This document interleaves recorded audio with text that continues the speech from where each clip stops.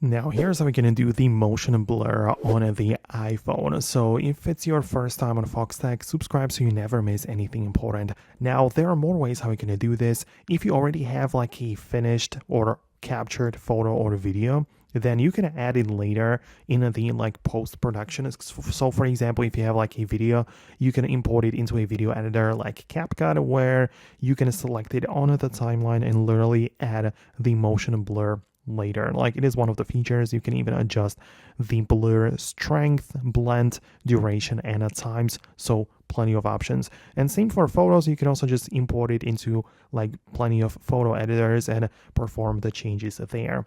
However, if you want to capture it through your camera for photos or videos, this is what you need to do.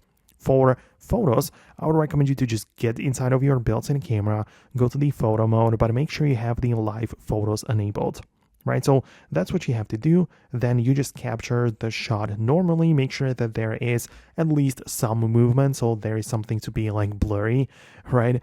And then inside of your gallery, you're gonna go to the live photo and choose the mode from the regular live to the long exposure. So that's the thing you want to switch to, and this is most definitely going to create a very nice like blurry effect. So that's what you are supposed to do if you want to do it using the built-in methods.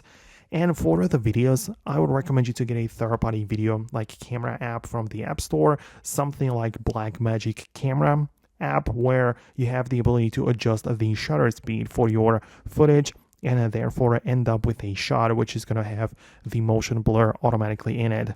So these are the options that we have available. Let me know what you think below. Subscribe for more videos and tutorials like this one, and I'll talk to you later.